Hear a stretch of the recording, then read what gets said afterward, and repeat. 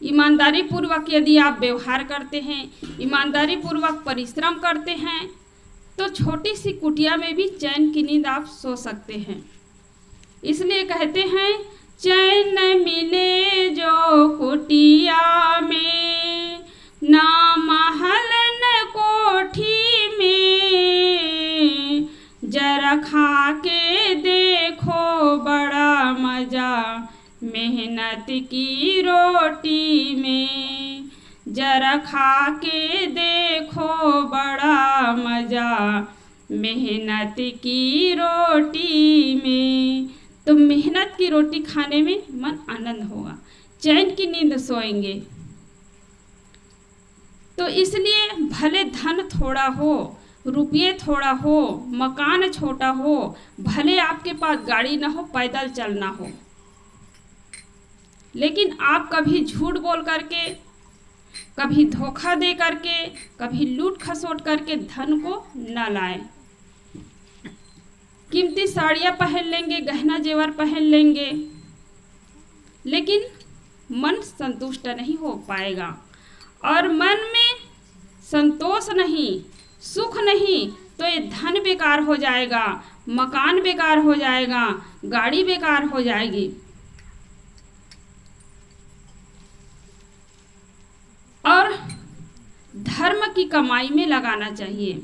अभी देखिए, अचानक से यहाँ आना हुआ, साहब जी भिलाई आश्रम से आए हैं, सुबह आए, और वो भी कह रहे कि इस घर में, इस गांव में पहली बार आया हूँ, और यहाँ जनसंख्या को देख करके, आप लोगों के अंदर में जो भक्ति है, भाव है, उसको देख करके हम लोगों को ऐसा नहीं लग रहा कि पहली बार आए हैं, ऐसा नहीं लग रहा कि आज ही आए हैं, लग रहा कि 1-2 दिन से इस गांव में है, इस घर में है।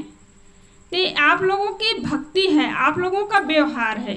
कई घरों में, कई गांव में ऐसा होता है, कई बार चले जाओ उस घर में, लगेगा कि हम पहली बार ही आ रहे हैं। कि जहाँ दिल खोल के व्यवहार होता है, पवित्र भाव देखा जाता है, वहाँ पर पहली बार जाने से ही ऐसा लगता है कि कोई पुराना रिश्ता हो, पहले हम इन लोगों से कई बार और मिल चुके हैं, ऐसा होता है। तो ऐसे ही जो भक्ति का रिश्ता है वो असली रिश्ता है। परिवार बहुत बढ़ जाता है, रिश्ता बहुत लंबा हो जाता है, तो लोग उसको छोड़ दिया जाता है। लेकिन गुरुजनों से जुड़े हैं, गुरुजनों के प्रति भक्ति है, भाव है, तो संत जन आपके कोई रिश्तेदार नहीं हैं, आपके कोई परिवार नहीं है। कोई भी संत गुरुजन अचानक से गांव में आ जाए, घर में आ जाए, तो उनके लिए आपके मन में भाव जग जाता है। और कोई दूसरा आदमी आ जाता है, तब ये हमारे परिवार के नहीं हैं, ये हमारे गांव के नहीं हैं, हमारे कोई परिचित के नहीं, उतना भाव नहीं जगेगा। लेकिन गुरुजनों के देख करके, संतों को देख करके मन में भाव जग जाता है। तो संत सगा, गुरु सगा और सगा निर्धाम, कहे कबीर ये जीव के 3 ठौर विश्राम। संत गुरु के प्रति भाव भक्ति है, तो वही असली रिश्तेदार है, वही असली सगे संबंधी हैं। और संत जन भी जो भगत है, भले परिचित नहीं है, उनके घर तो चले जाएंगे उसके भाव को देख करके, उसके भक्ति को देख करके। लेकिन कोई अपने खास कोई रिश्तेदार भी हो, परिवार हो, बगल में ही घर हो, लेकिन वहाँ पर कोई नहीं जाएंगे, हम लोग भी नहीं जाते हैं, कोई साधु संत नहीं जाएंगे, अपने ही परिवार के लोग हैं, जब तक अपने घर में नहीं बुलाएंगे तब तक नहीं जा सकते हैं। तो ये जो रिश्तेदार है, जिसको हम परिवार कहते हैं, वो सब अपने अपने स्वार्थ के लिए जीते हैं। लगता जरूर है कि हमारे लिए जी रहे हैं, लेकिन कोई किसी के लिए नहीं सोचते हैं, कोई किसी के लिए नहीं जीते हैं, सब अपने लिए जीते हैं। जहाँ आदमी का स्वार्थ पूरा होता है तब तक संग साथ में रहता है, और स्वार्थ पूरा नहीं होता है तो अलग हो जाता है। कितने घरों में देखते हैं कि बूढ़े माता पिता है उसको अलग छोड़ दिया जाता है, क्योंकि जब तक उनके लिए उनके स्वार्थ था तब तक साथ में रहा, और स्वार्थ नहीं तब अलग हो गया। जवान रहे तब तक तो पैसा लाते थे कमा करके, और माता पिता बूढ़े हो गए तब हाथ में पैसा नहीं तो छोड़ दिया जाता है। इसलिए भजन में कहते हैं, पास माल है जब तक हाथ सब मिलाएंगे, देखा हाथ खाली है फिर नजर न आएंगे। पास माल है जब तक हाथ सब मिलाएंगे, देखा हाथ खाली है फिर नजर न आएंगे। झूठे रिश्ते नाते हैं व्यर्थ का झमेला है, झूठे रिश्ते नाते हैं व्यर्थ का झमेला है।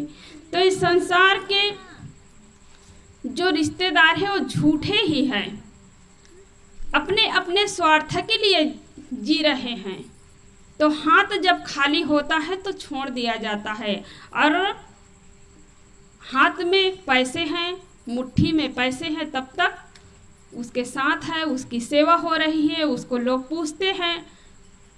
एक गरीब व्यक्ति था, उनको वो जब गली में निकलता था तो कोई नहीं पूछता था, कोई मुड़ के नहीं दे। पहले से ही कोई साहेब बंदगी कहे, वो गरीब व्यक्ति चलता था तो लोग खड़े रहते थे रोड के किनारे या दरवाजा के पास, तो वह बेचारा किसी को साहेब बंदगी बोलता था, किसी को राम राम बोलता था, कोई जवाब नहीं देता था, न कोई साहेब बंदगी न कोई राम राम। तो एक क्या हुआ आगे चल करके कि वो गरीब व्यक्ति था, बहुत मेहनत किया और मेहनत करके खूब धन इकट्ठा किया। तब क्या हुआ कि बहुत बड़ा आदमी बन गया वो गरीब आदमी। तो लोग उसको जबरन पूछने लगे। एक दिन क्या होता था, बेचारा पहले बोलता था तब भी कोई नहीं बोलता था उससे, और जब मेहनत करके खूब धन इकट्ठा कर लिया, बड़ा आदमी बन गया, तो लोग उसको अपने से पूछने लगे। कोई साहेब बंदगी बोलते थे, कोई राम राम बोलते थे, और कोई कुछ भी और जो मानते थे। तो एक दिन क्या हुआ कि जब घर वापस लौटा गली से गुजर करके, तो दो व्यक्ति उसके पीछे पीछे चलने लगे। तो वह व्यक्ति जो है अंदर प्रवेश किए, रूम में जाते हैं, और दो व्यक्ति जो है वो दरवाजा के पास ही खड़े हो गए। तो अंदर जा कर के वह व्यक्ति क्या कहता है कि अमुक ने तुम्हें राम राम कहा है, अमुक ने तुम्हें साहेब बंदगी कहा है। अब दो व्यक्ति यहाँ खड़े हैं दरवाजा के पास, वो लोग सोच रहे हैं कि दादाजी अंदर जाकर के किससे बात कर रहे, घर में तो और कोई नहीं है, रूम में तो कोई नहीं है, लेकिन ये किससे बात कर रहे। जब वो व्यक्ति रूम से बाहर आया तो ये लोग पूछने लगे, साथ में गए थे वो लोग, कि दादाजी आप किससे बात कर रहे थे, कि रूम में तो कोई आदमी नहीं है। तब वह व्यक्ति बताया कि बेटा एक दिन मैं गरीब था, तो मैं किसी से बात करता तो कोई मुझसे बात नहीं करता था, साहेब बंदगी बोलता तो कोई साहेब बंदगी भी नहीं बोलता था, राम राम कहता था तो राम राम भी नहीं। लेकिन आज लोग मुझे पूछ रहे हैं तो मुझे कोई साहेब बंदगी नहीं बोल रहे हैं, मुझे राम राम नहीं बोल रहे, ये धन को, ये रुपये पैसे को ही बोल रहा है। आज मेरे पास रुपये पैसे हैं तो लोग पूछ रहे हैं, और रुपये पैसे नहीं था पहले तब कोई नहीं पूछते थे। इसलिए मैं रूम में जा कर के वही कहा